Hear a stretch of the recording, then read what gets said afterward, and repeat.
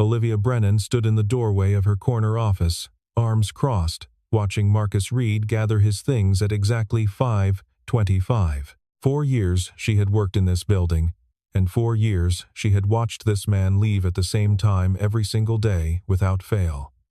Tonight, something in her snapped. "Why won't you date?" The question left her mouth before she could stop it. Marcus froze, his hand on the door handle. 4 years, Marcus. Not once. Everyone talks about it. What are you hiding? He turned slowly, and for the first time, Olivia saw something flicker behind those calm gray eyes. Not anger, not defensiveness, just a weariness so deep it seemed to have no bottom. "You really want to know?"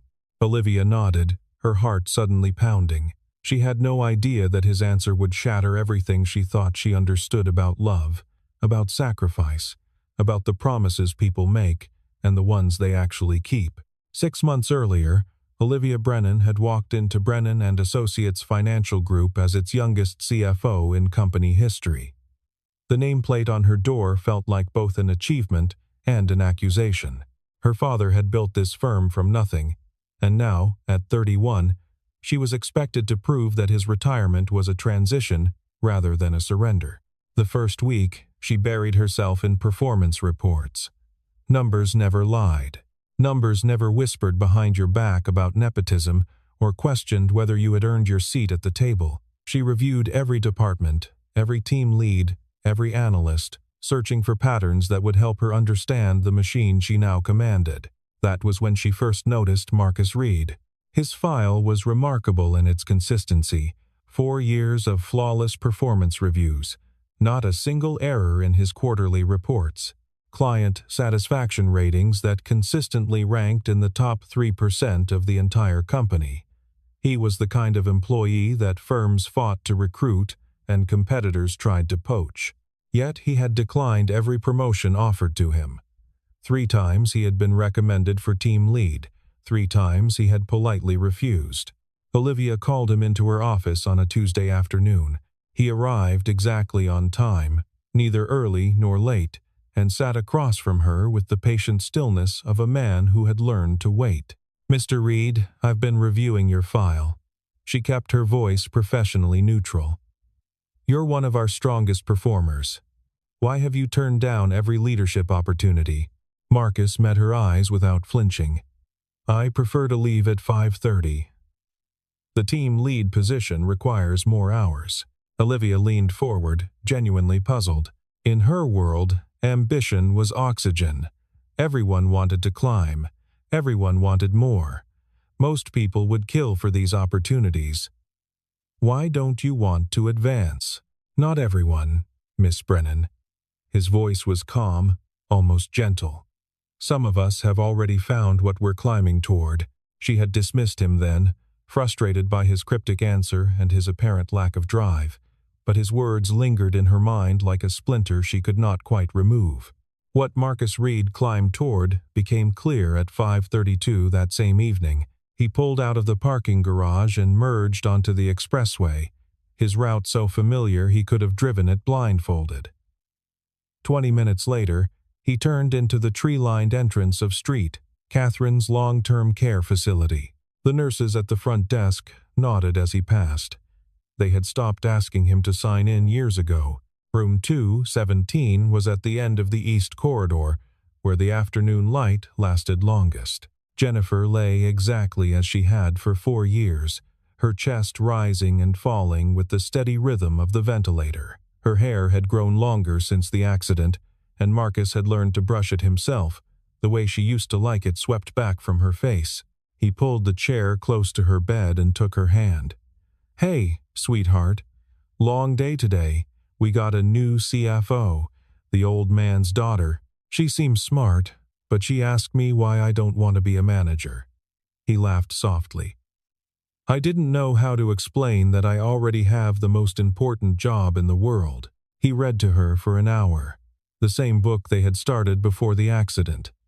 A romance novel she had picked up at an airport bookstore, the pages now soft from handling. He never skipped ahead. They would finish it together, even if together looked different now than either of them had imagined. At 7 o'clock, he drove to Lily's after-school program. His daughter burst through the doors with the boundless energy of an 8-year-old who had been sitting still too long. "Daddy," Mr. Peters told the funniest joke today about a penguin and a snowman. "Did you tell Mom?" Marcus buckled her seatbelt and kissed the top of her head. "I did," she would have laughed. They cooked dinner together that night, spaghetti with too much garlic, the way Jennifer used to make it. Lily set 3 places at the table, including the empty chair they never removed.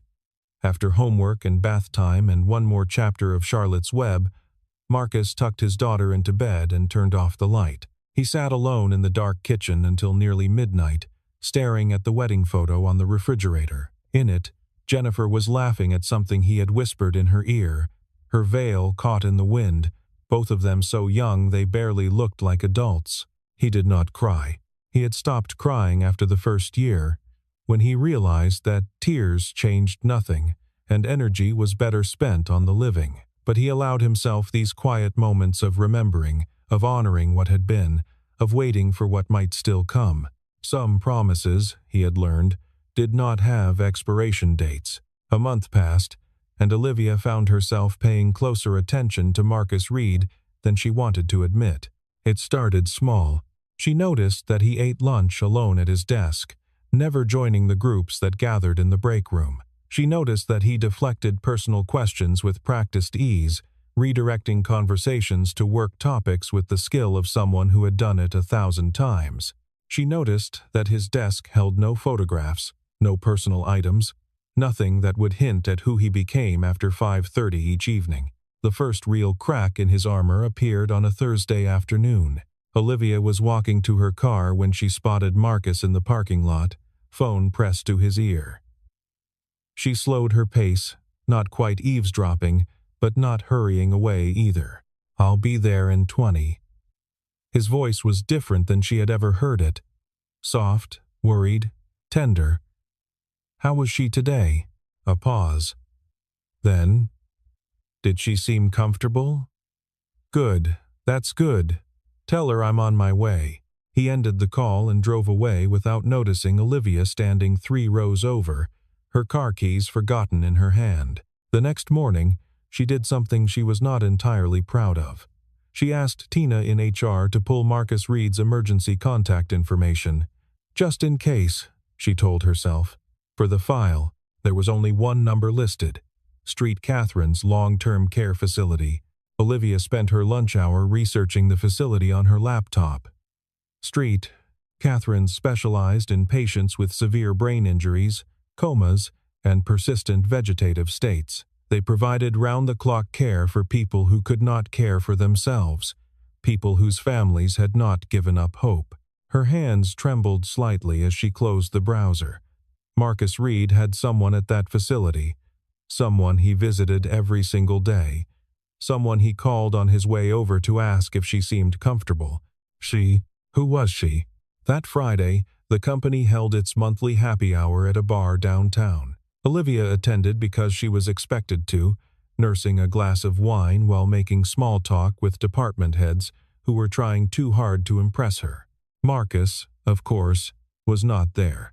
$5 says he's got a secret girlfriend, Tina announced to a group gathered by the pool table. No man that good-looking stays single for 4 years without a reason. Or maybe he's just weird, someone else offered. You ever notice he never talks about his life? It's like he doesn't exist outside this office. Olivia said nothing. She knew more than they did now, but the knowledge sat heavy in her chest, feeling less like information and more like a burden she had not asked to carry. That weekend, Marcus and Lily made their regular visit to Street Catherine's. Lily had spent all of Saturday morning on a new drawing, her tongue poking out in concentration as she selected exactly the right shades of green and blue. "It's us, at the park," she explained, holding up the finished picture. "See, there's you, and there's me, and there's Mommy. She's wearing her yellow sundress, the one she wore on my birthday before." Marcus studied the drawing with the seriousness it deserved. In the picture, all 3 of them were standing, all 3 of them were smiling, All three of them were together. "It's beautiful, sweetheart. Let's go show her." They taped the picture to the wall beside Jennifer's bed, next to dozens of others that Lily had made over the years. A gallery of hope rendered in crayon and colored pencil, documenting every holiday, every milestone, every ordinary day that Jennifer had missed, and Lily refused to let her miss entirely. "Do you think she sees them?" Lily asked, her small hand wrapped around her mother's unmoving fingers. Marcus knelt beside his daughter, his eyes on his wife's peaceful face. "I think she feels them, and that's enough." He believed that. He had to believe that.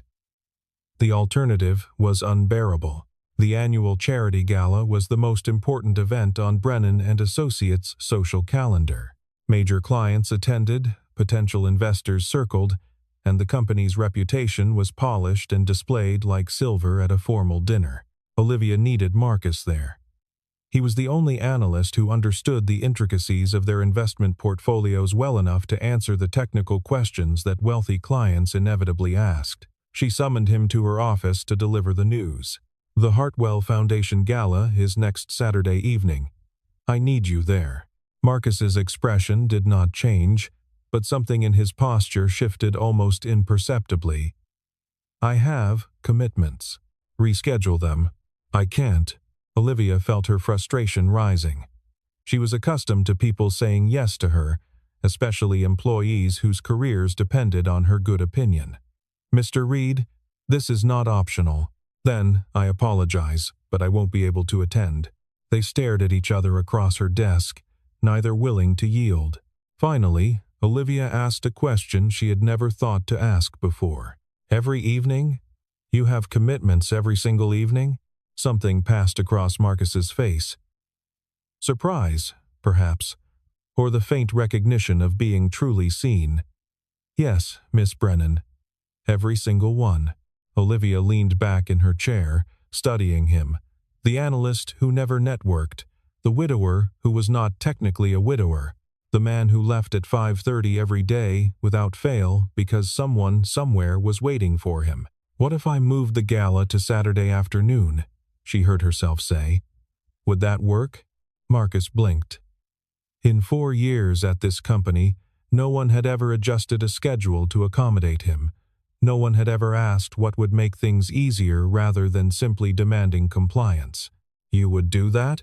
I need you there, and you have somewhere to be in the evenings. This seems like a reasonable compromise."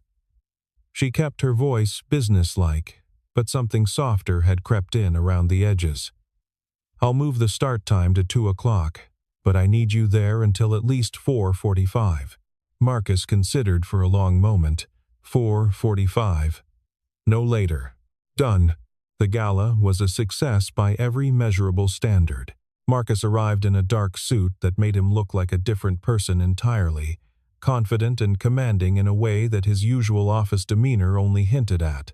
He charmed the clients, answered every technical question with ease, and conducted himself with a quiet authority that Olivia found herself watching whenever she thought he was not looking. At 4:43, he approached her near the dessert table. "Miss Brennan, thank you for the accommodation. I need to leave now." She nodded, surprised by the small pang of disappointment she felt. "Of course. You've done more than enough." He was gone before the clock struck 4:45. A silver-haired investor sidled up to Olivia, champagne glass in hand. "Your best guy just left. Everything all right?" Olivia watched the door where Marcus had disappeared, something shifting in her chest. "He has somewhere more important to be." The words surprised her. She had never said anything like that about an employee before.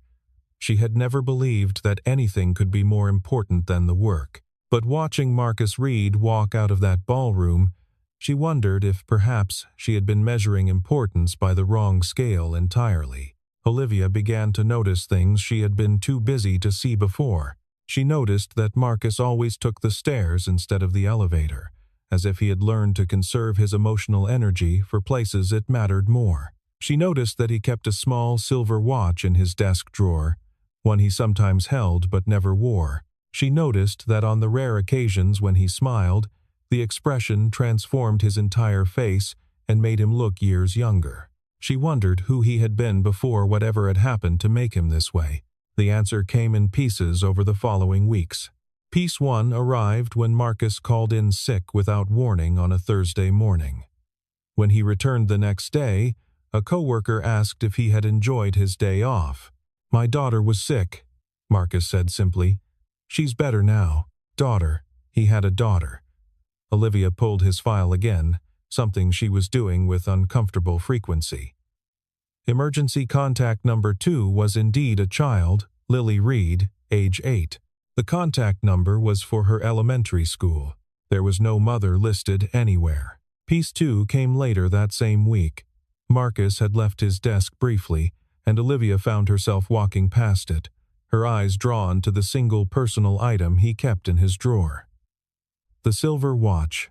She could see now that it was a woman's watch, delicate and old-fashioned, the kind that might have been passed down through generations. A wife's watch, a mother's watch. Piece 3 arrived one evening when Olivia stayed late to finish a report. At 6 o'clock, she glanced out her window and noticed Marcus's car still in the parking lot. This was unusual. He was always gone by 5:35 at the latest. She walked down to the lot, telling herself she was just getting fresh air. His car was parked in its usual spot, and through the windshield, she could see him sitting motionless in the driver's seat, his head resting on the steering wheel. Not sleeping, just still, just tired, just holding himself together in the only private space available to him. Olivia raised her hand to knock on the window, then stopped. This was not hers to intrude upon. Whatever weight Marcus Reed carried, he had not asked her to help him carry it. She walked back to the building without making a sound, but the image stayed with her. A good man, alone in a parking lot, gathering the strength to face whatever waited for him next. Meanwhile, at Street, Catherine's, Marcus read Jennifer the next chapter of their book. Lily had recovered from her fever and insisted on coming along. She held her mother's hand while Marcus read, occasionally adding commentary about the character's choices that made Marcus smile despite himself. "Mommy, I got better," Lily reported, her voice carrying the serious weight of important news. "Daddy took care of me. Just like you would have. He made soup and everything, even though he put too much salt in it." "I did not," Marcus protested. "You totally did, but I ate it anyway because you tried hard." Marcus looked at his wife's peaceful face, then at his daughter's animated one. The two people he loved most in the world, one who could not hear him and one who heard everything. "Your mother," he said quietly, "would be very proud of how brave you were." Lily beamed. "I know. I told her already." Street Catherine's long-term care facility was not on Olivia's calendar. The visit was officially about the company's annual charitable donations, specifically the decision about which healthcare nonprofits would receive grants from the Brennan Foundation. But as she walked through the front doors with the facility director, Olivia knew that she was really here because of the man who visited room 217 every evening. The tour was comprehensive. They saw the physical therapy wing, the family support center, the memorial garden where patients' loved ones could find moments of peace. The director spoke about the challenges of long-term care, the importance of family involvement, the small victories that sustained hope. "Our residents are here because someone refused to give up on them," the director explained. "Every person in this building has at least one person who believes they're worth fighting for." They turned down the east corridor, and Olivia's heart began to pound. Through the window of room 217, she could see Marcus Reed sitting beside a hospital bed. A woman lay motionless beneath the covers, her chest rising and falling with mechanical regularity. Marcus was reading aloud from a book, his lips moving, his free hand wrapped around the woman's fingers. Olivia stopped walking. She could not move, could not breathe, could not look away. "That's one of our longest residents," the director said, following her gaze. "Traumatic brain injury from a car accident about 4 years ago. Her husband comes every day without fail, rain or shine, weekday or weekend, every single evening. He reads to her, talks to her, brushes her hair. Husband. The word hit Olivia like a physical blow. Not a mother, not a sister, his wife. Some of our families struggle to visit once a month, the director continued. But that man? He's never missed a day, not one day in 4 years. Olivia watched as Marcus turned a page and continued reading, completely unaware of her presence. His face was soft in a way she had never seen at the office, stripped of all the professional armor he wore between 9 and 5:30. This was the man he really was. This was where he went. This was why he refused promotions and skipped happy hours and left at the same time every single day. He was not cold or antisocial or lacking ambition. He was in love. Still, after everything, Olivia walked out of the building without completing the tour. She sat in her car in the parking lot and cried for the first time in years. Huge gasping sobs that seemed to come from somewhere deeper than her chest. She was 31 years old. She had never loved anyone the way Marcus Reed loved the woman in that hospital bed. She had never even come close. She had chosen career over connection at every crossroads, telling herself that love could wait, that there would be time later, that success was the thing worth sacrificing for. But Marcus had sacrificed success for love. He had chosen presence over promotion, devotion over advancement, promises over ambition.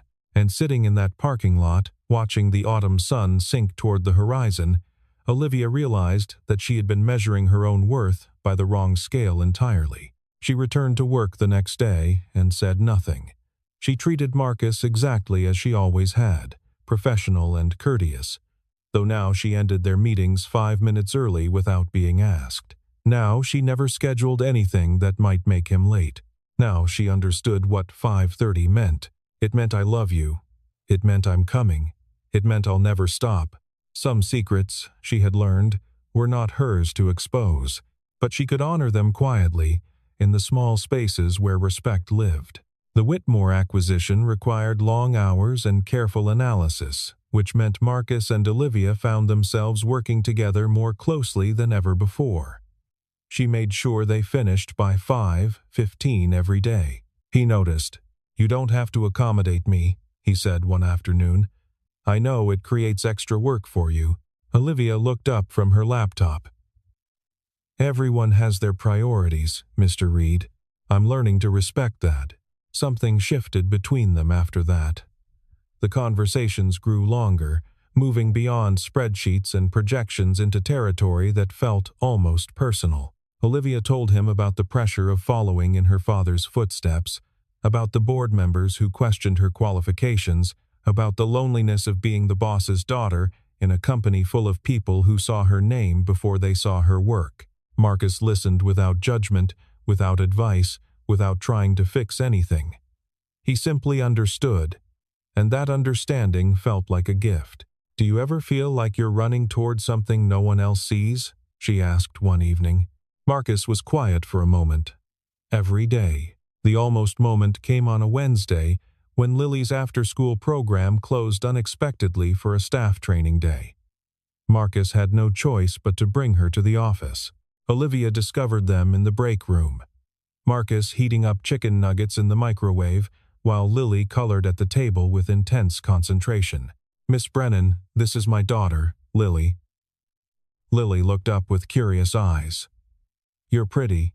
Daddy didn't say you were pretty." Marcus's ears turned red. "Lily, what?" "It's true." Olivia found herself smiling. "Thank you, Lily." "What are you coloring?" "A picture for my mom." Lily held up the drawing, a crayon rendering of 3 figures standing in front of a house. "We're going to put it on her wall with all the others." Olivia glanced at Marcus, saw the shadow that crossed his face, and understood more than Lily intended to reveal. "It's beautiful. Your mother is lucky to have such a talented artist." Lily beamed. "That's what Daddy says too." Later, when Marcus stepped out to retrieve Lily's jacket from the car, Olivia found herself alone with the little girl. "Your dad is a good man," she said. "You're lucky to have him." Lily looked up from her coloring, suddenly serious in the way that children sometimes become when they are about to say something important. He's the best, even when it's hard. Especially when it's hard. Olivia wanted to ask what hard meant. She wanted to understand the weight this child carried so gracefully. But Marcus returned before she could form the question, and the moment passed like smoke through a screen door. "Are you my dad's friend?" Lily asked as they were leaving. Olivia paused. "I think so." Lily nodded solemnly. "Good. He needs friends. He doesn't let people in." The words stayed with Olivia long after the Reeds had gone home. He doesn't let people in. Such a simple observation from an 8-year-old, and yet it contained everything she needed to know about the man she could not stop thinking about. Now they stood in her office at 7 in the evening, 6 months of history hanging between them, and Olivia had finally asked the question that had been burning in her chest since the day she saw him through that hospital window. "Why won't you date?" Marcus did not sit down. He stood near the door, his hand still resting on the handle, ready to leave at any moment. But he did not leave.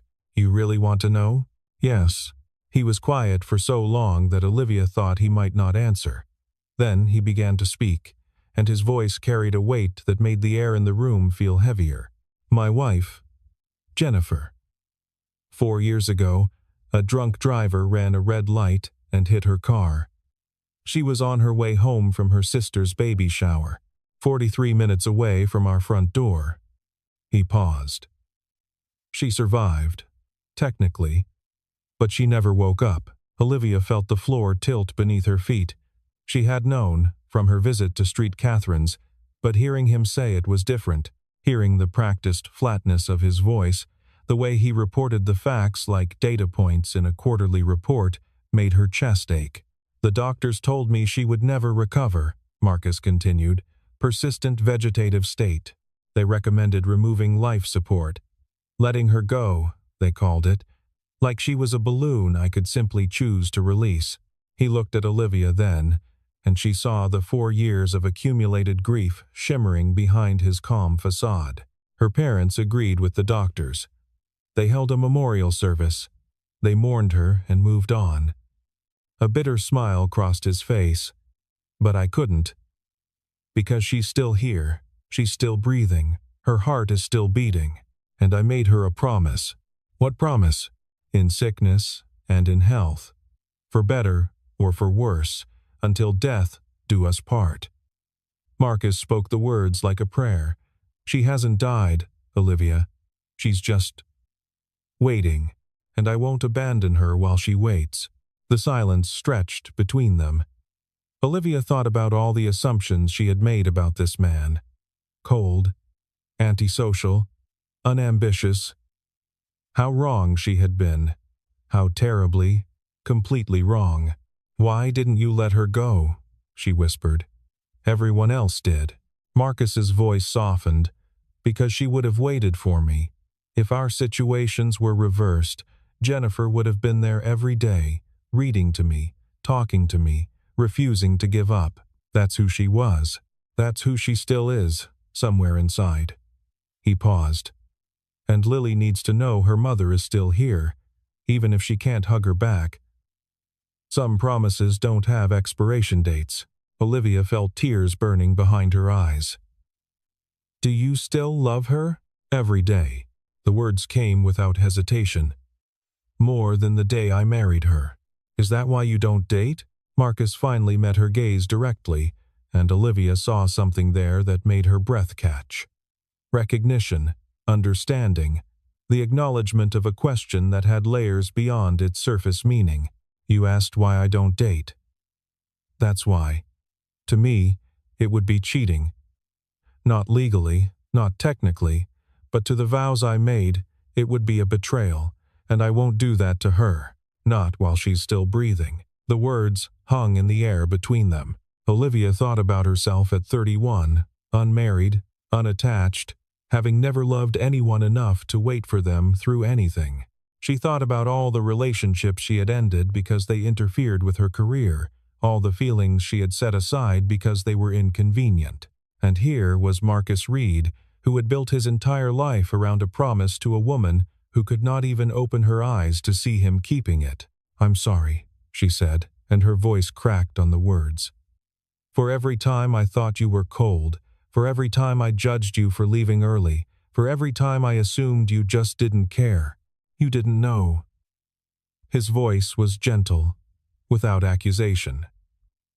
"No one does. I prefer it that way." He opened the door, then paused. "Thank you for asking, Olivia. Most people just assume. They decide I'm strange or antisocial or hiding something shameful. You're the first person in 4 years who actually wanted to know the truth." He stepped into the darkened hallway, and just before the door closed behind him, Olivia heard him add, "It means more than you know." She stood alone in her office for a long time after he left, staring at the empty doorway, feeling something shift inside her that she could not quite name. Olivia did not sleep that night. She lay in her expensive bed in her expensive apartment, staring at the ceiling, replaying Marcus's words in her mind. Some promises don't have expiration dates. She thought about the woman lying in room 217, and the man who visited her every single day, and the little girl who drew pictures for a mother who might never see them. She thought about her own life, the choices she had made, the relationships she had sacrificed on the altar of success. 31 years old, CFO of a successful company, and she had never loved anyone the way Marcus Reed loved his wife. Had she ever loved anyone at all?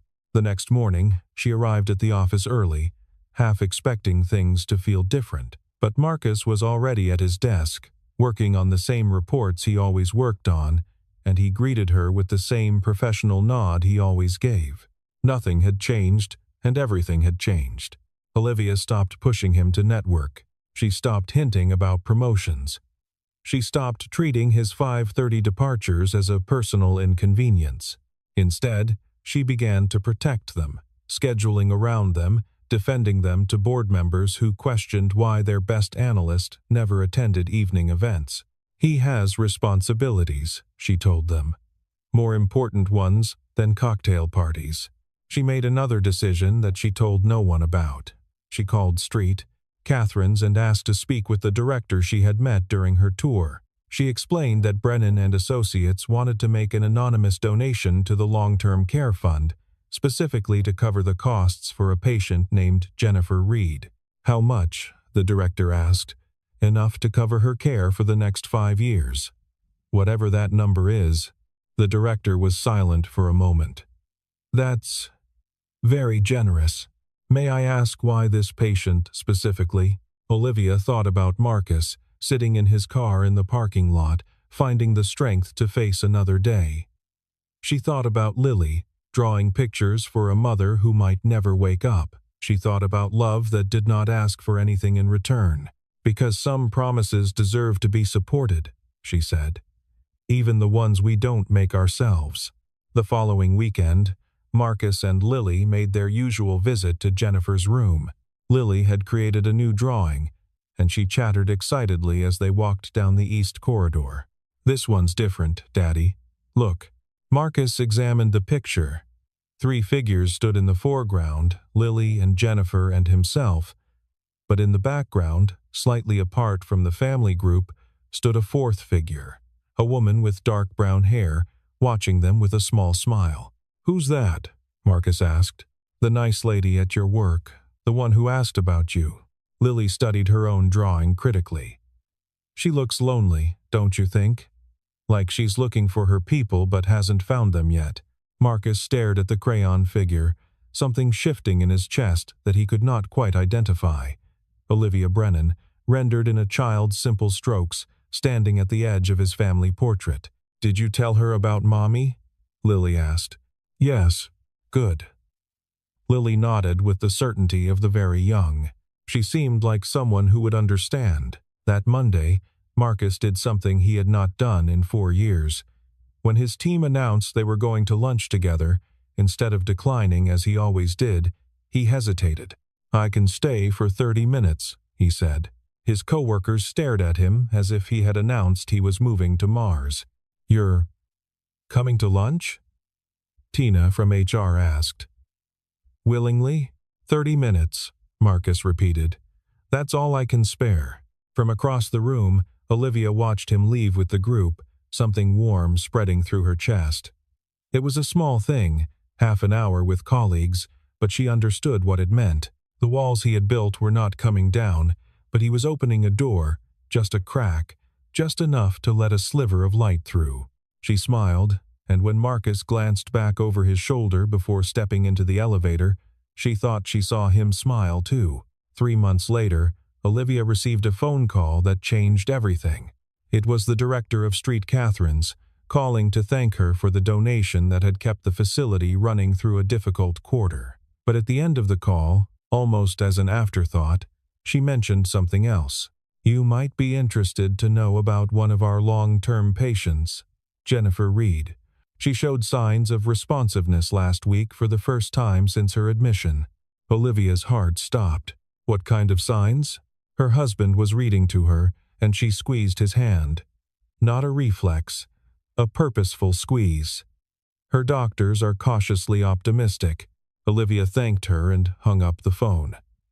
She sat very still at her desk for a long time, thinking about Marcus reading to his wife day after day, year after year, waiting for exactly this kind of miracle. She did not tell him she knew. She did not need to. The evening after Jennifer squeezed Marcus's hand, the Reed family gathered in room 217 for the first time as a family that might have a future. Lily sat on one side of the bed, her small fingers wrapped around her mother's hand. Marcus sat on the other, reading from a familiar book, the same one he had been reading for 4 years. His voice was steady, but his free hand trembled slightly. "And they lived," he read, "not happily ever after, because that's not how real life works, but they lived. Together." And that was enough. He closed the book and looked at his wife's peaceful face. Her eyelids fluttered, just barely, and her fingers twitched against his palm. "Take your time," he whispered. "I'm not going anywhere. I never went anywhere. I'll be here when you're ready." Lily climbed onto the bed and curled up against her mother's side, something the nurses usually discouraged but tonight allowed. "We'll wait, Mommy, however long it takes. That's what Daddy always says. Some promises don't have expiration dates." Outside the room, unseen by the family within, Olivia Brennan stood watching through the window. She held a small bouquet of flowers that she had brought from the gift shop downstairs. She did not go in.